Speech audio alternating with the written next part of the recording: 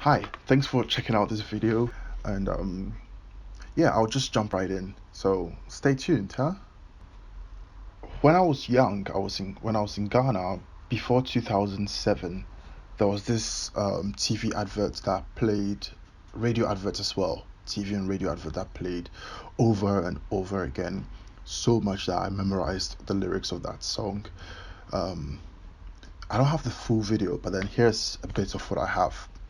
The silver of young, we buy for 12,000, will be one Ghana Cedi, 20 pesos. A ball of cake, you buy for 1,000 cedis, will be 10 Ghana pesos. And your 2,000 church of fair will be 20 Ghana pesos. No change in value, the value is the same. There is no change in value, the value is the same. As you can see, it was the introduction of a new currency, and it was the redenomination of our currency in Ghana. We still spend cedis. We used to spend cedis before. It was just at this time the government removed 4 zeros from the currency, which made it easier to calculate, easier to count, easier to hold, easier to spend.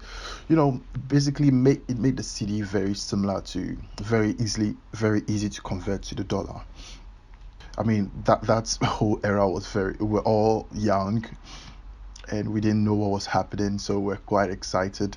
And when the new currency rolled out, I remember how everyone, anyone who has the new currency is seen as the golden person. So, ooh, you have the new currency, oh my god, let me see, it's so amazing. Even the teacher wants to see because yeah. So in this episode, I'm going to describe to you how the introduction of the new currency killed Ghana, and how and let's just jump right in. So this is going to be a little bit mathematical, but I'm going to keep it to a minimum, try to make it as easy to understand as possible. I mean, at the end of this video, I'll try to make you understand why I am recounting this horrific tale to you. And let's jump right in. I'm going to refer to the two currencies. I'm going to call one the cedi. The cedi is the currency that was before 2007, pre-2007. And if I say Ghana Cedi, that is the new currency, the current currency that Ghanaians spend.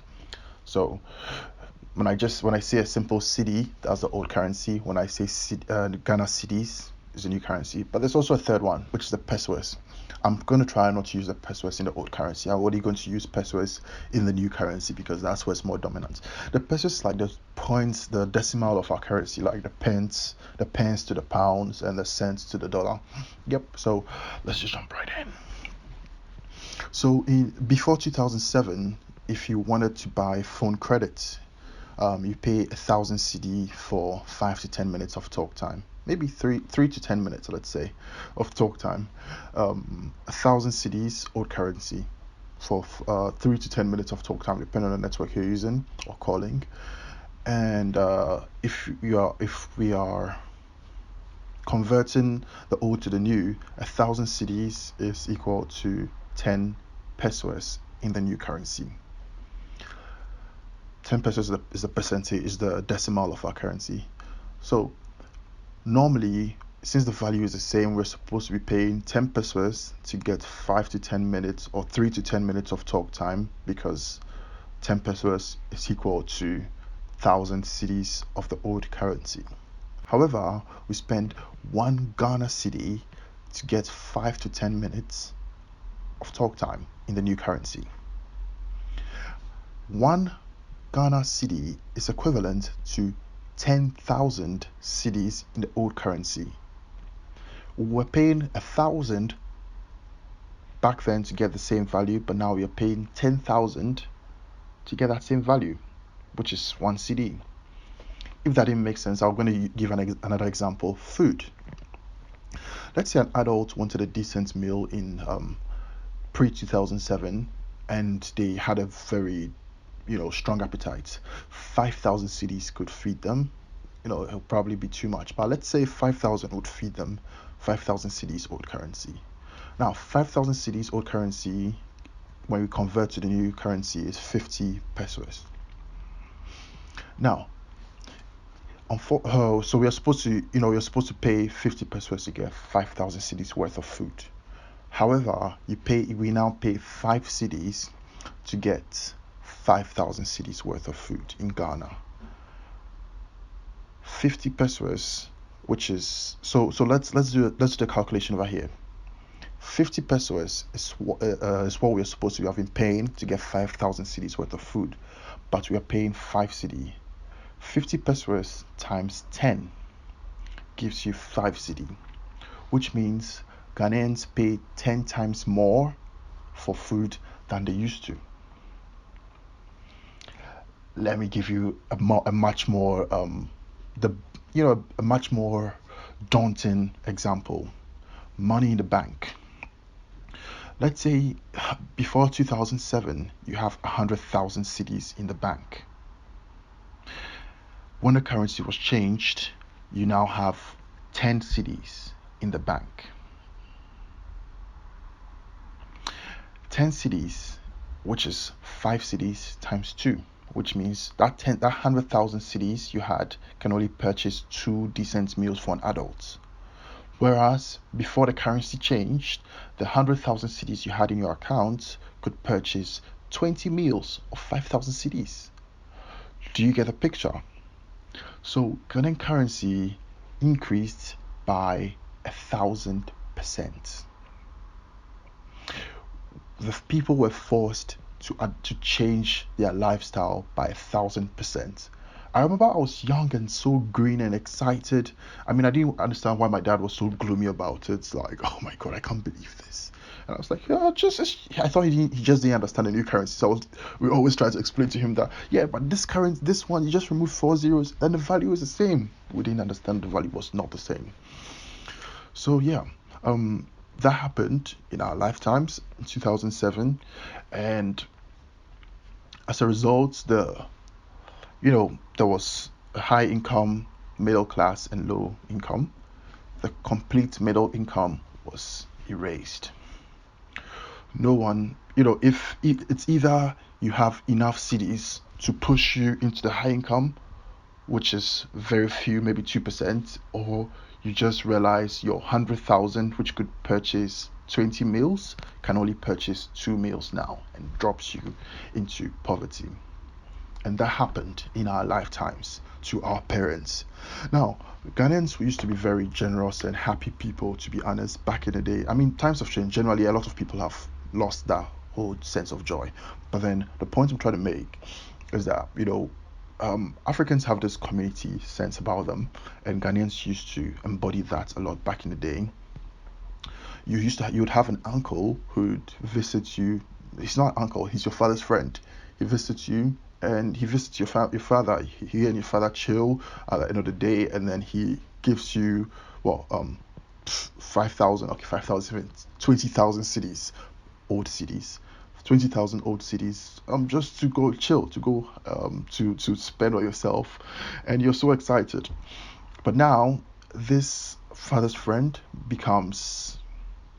he's hustling in the house. Things are not going so well at home. The currency removed 4 zeros from his money, and now the 20 meals became 2 meals.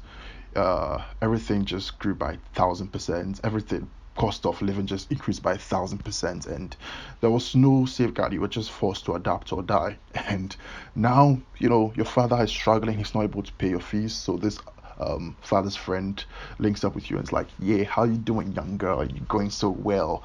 Because his wife is also not giving him sex at home because the currency also affected them. So that generous father's friend you had now becomes your sugar daddy. And school girls who are in school now, university, are either looking for sugar daddies, or the sugar daddies are spending their time in the schools because that's where they can find these girls they can take advantage of, because everything stayed the same. The cost, everything just went up, but the wages, the minimum wage did not go. They simply removed the 4 zeros from the minimum wage as well, and I said, well, yeah, the value is the same, so fuck you. And that is the Ghana we have now. People, it's awful. It's really awful. Like, And people don't understand, people don't see it, people just assume things are hard all of a sudden, but they don't know that in 2007, when the currency changed, we had to jump by 1,000%. Everything increased by 10 times more. And that's the reality we are now forced to live in. Only a few people are able to succeed doing the legal stuff. Everyone else is doing something else. And there needs to be some sort of justice for this, because it's awful. We need to find some solution to this problem. It's awful. I mean, so yeah, that is how Ghana died. And it's like there's no way out now. It's like there's no way out. Everybody is just trying to adapt, and it's hard because how can you adapt to growing by 1,000% when currency, everything changed by 1,000% over, not overnight, it went progressively. Like between 2007 and 2011, it's everything was changing gradually over that period.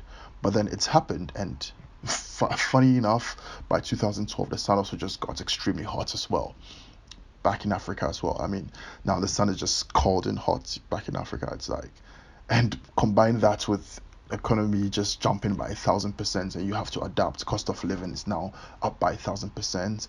Your school fees doesn't make sense anymore because your parents' income is the same, but then the cost of living is now it's now 1,000% more. And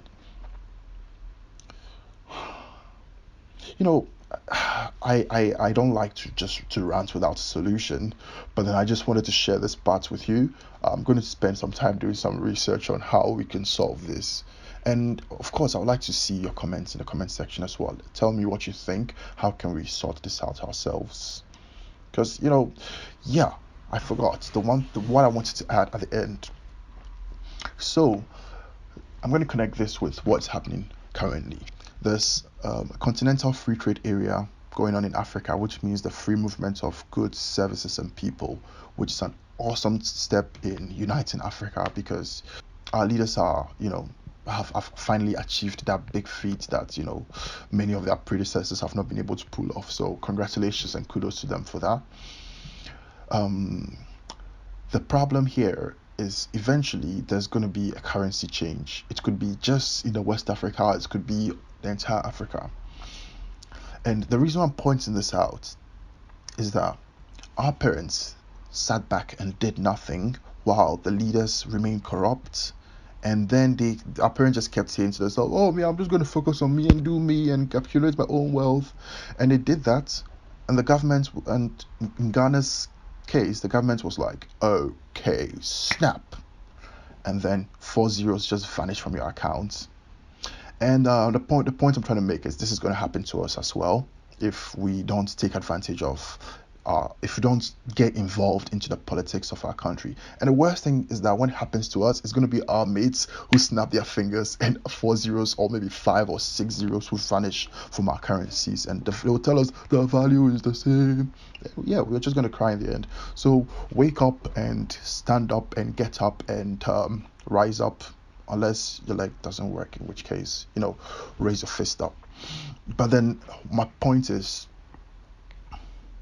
let us get serious about Africa. This happened in Ghana, and it's very likely going to happen to the rest of us. The people who benefited from this were the politicians. They knew exactly what they were up to, so they started gathering more of the new cities, while our people were trying to gather more of the old cities instead.